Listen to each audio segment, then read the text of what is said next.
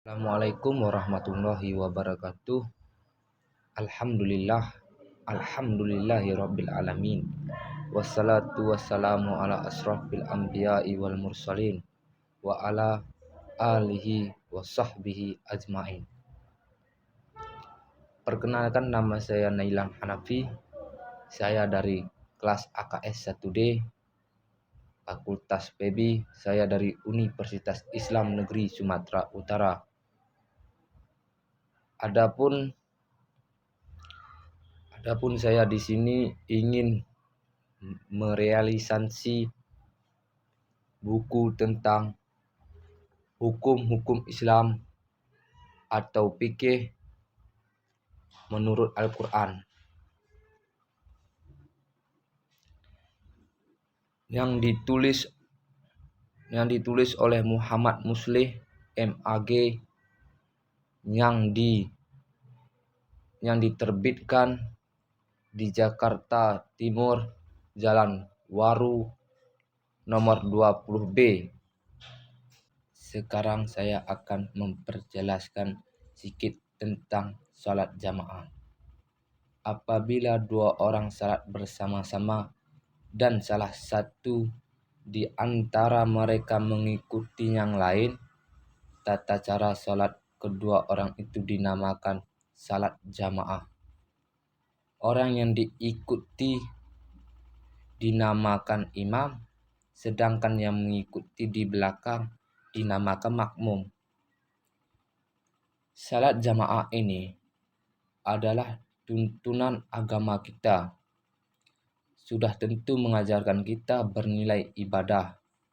Namun lebih dari itu, salat jamaah juga mendatangkan pelajaran yang berharga bagi kita tentang makna kebersamaan hidup bermasyarakat, bahkan pelajaran tentang kepemimpinan.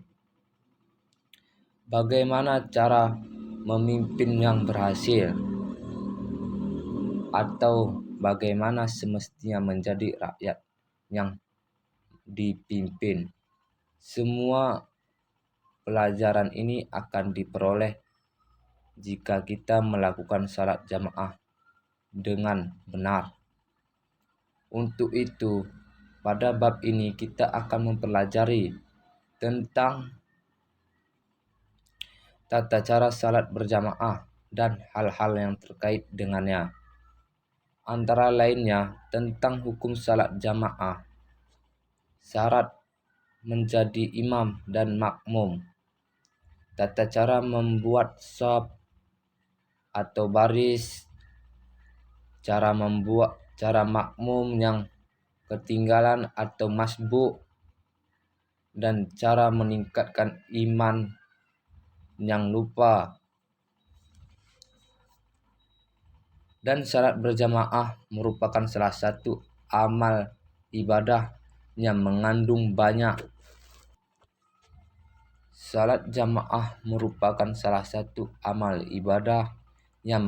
banyak keutamaan.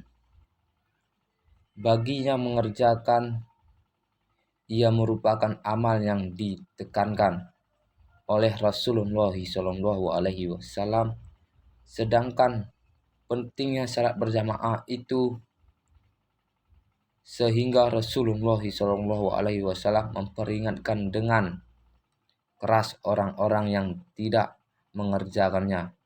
Misalnya, beliau bersabda, "Sungguh aku ingin sekali menyuruh mengumpulkan kayu bakar. Kemudian aku menyuruh seorang mengumandangkan azan salat serta menyuruh seorang mengimami salat. Orang-orang itu kemudian aku pergi mendatangi orang-orang yang tidak ikut berjamaah. Lalu aku membakar rumah-rumahnya mereka." Hadis riwayat muttafaq alaih. Untuk urusan sholat berjamaah ini, Nabi tidak mau memberikan dispensasi keringanan kepada siapapun yang tidak melakukannya, bahkan terhadap orang buta yang tidak memiliki penentuan sekalipun, selagi ia masih mendengar azan. Pengertian salat jamaah dan dalilnya. Istilah al-jamaah berarti berkumpul. Salat berjamaah adalah salat yang dilakukan oleh orang atau lebih secara bersama-sama. Dan salah satu di antara mereka diikuti oleh yang dilakukan. Orang yang dilakukan dinamakan imam, sedangkan yang mengikuti di belakang dinamakan makmum. Pengertian ini menunjukkan bahwa sholat yang dilakukan secara bersama-sama itu tidak mesti merupakan sholat jamaah, karena bisa jadi tidak dimaksudkan untuk mengikuti berniat makmum pada salah seorang di antara mereka. Kenyataan seperti ini biasanya kita jumpai di musala atau masjid, pada tempat-tempat transit. Misalnya di masjid, terminal, dan stasiun. Banyak orang-orang yang salat tetapi tidak menjadikan salah seorang di antara mereka untuk menjadi imam. Salat dengan cara seperti itu bukan termasuk salat jamaah karena tidak memperoleh keutamaannya. Ya, dari sini kita dapat belajar bagaimana kita bisa mengetahui pentingnya sholat, pentingnya kita berjamaah, dan kita bisa belajar bagaimana menjadi imam yang benar dan menjadi makmum yang benar.